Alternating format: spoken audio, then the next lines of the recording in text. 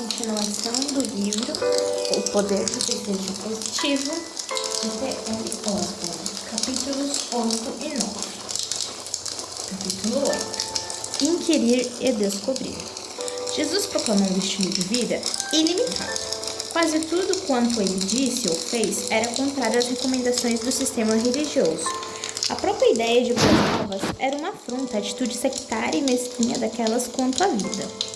Jesus disse em Lucas 17:21, porque eis que o reino de Deus está entre vós.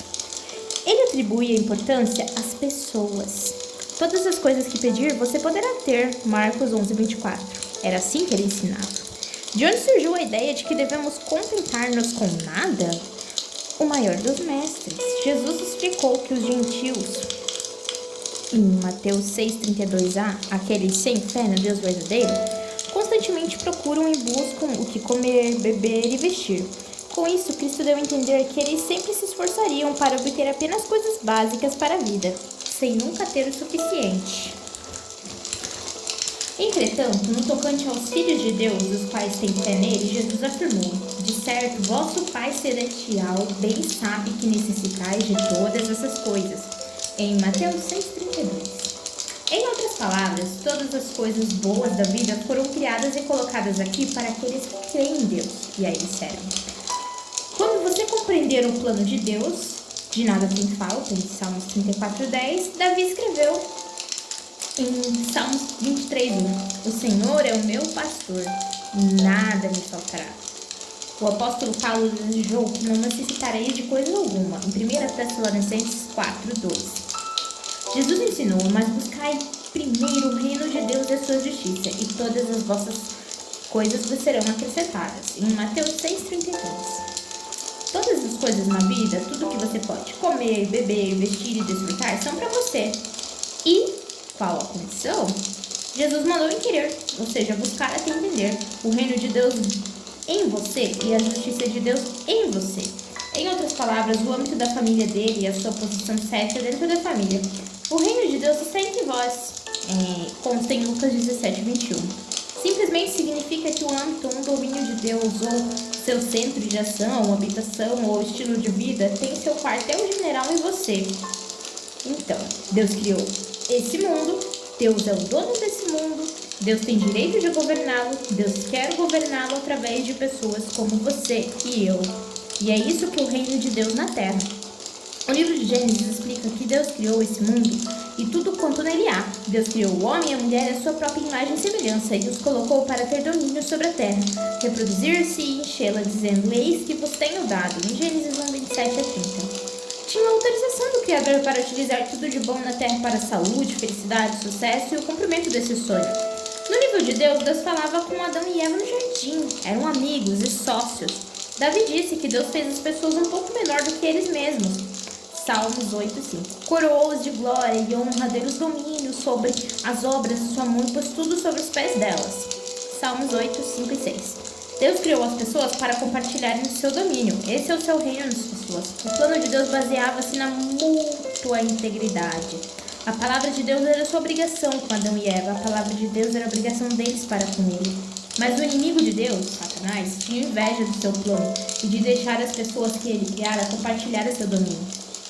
Era essa a posição de Satanás, invejava, e como o anjo queria ser semelhante ao Altíssimo. Isaías 14:14. Assim, Satanás foi ter com Adão e Eva, assumiu um papel de autoridade e os enganou. Acreditaram na mentira de Satanás, Gênesis 3:4. E então naquilo que Deus dissera, Gênesis 2:17. Como consequência, perderam a posição de confiança que tinham, Gênesis 3:16-20.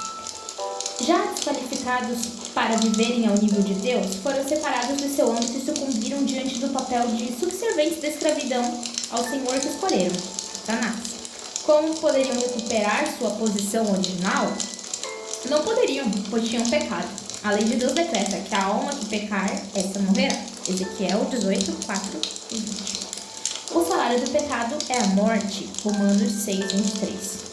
Pelo que, como por um homem entrou no pecado no mundo, e pelo pecado e a morte, assim também a morte passou a ser a todos os homens, por isso que todos pecaram. Romanos 5:2.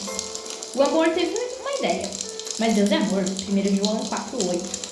Ele nos amou demais para deixar-nos que morrêssemos pelos nossos pecados. Então disse: desejaria eu, de qualquer maneira, a morte do ímpio?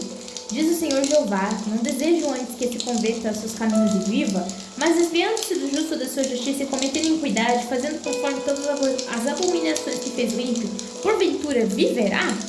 De todas as suas injustiças que tiver feito, não se fará memória? Na sua transgressão, com que transgrediu, e no seu pecado, com quem pecou nele, morrerá. Ezequiel 18, 23, 24. O Senhor não retarda sua promessa, ainda que alguns a tem por tardia, mas é longânimo para convosco, não querendo que alguns se percam, senão que os venham a arrepender-se. 2 Pedro 3, 9. Logo, o amor teve uma ideia: a de redimir-nos mediante a oferta de um substituto perfeito, impecável, para tomar sobre si nossa culpa, nosso castigo e nosso lugar. Jesus Cristo voluntariamente tomou sobre si a penalidade dos nossos pecados, de modo que pudéssemos ser restaurados a Deus, justificados diante dele, como se nunca tivéssemos pecado. João 3,16, Romanos 5, 6, 8. Levando ele mesmo em seu corpo nossos pecados sobre o madeiro, para que os mortos para os pecados pudéssemos viver para a justiça, e pelas suas feridas fostes sarados. 1 Pedro 2,24.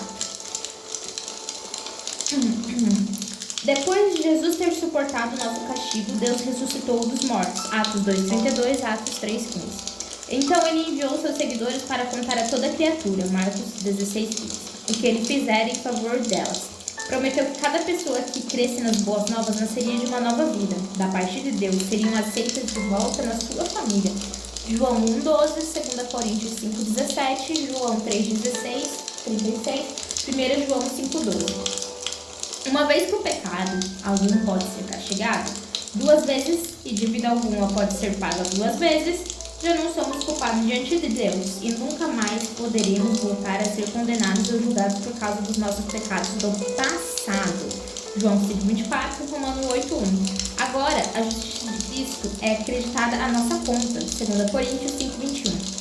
Não consta mais coisa alguma contra nós, nenhuma condenação, tampouco medo, juízo e penalidade para temermos. Somos justificados. Justo fiquei como se nunca tivesse pecado.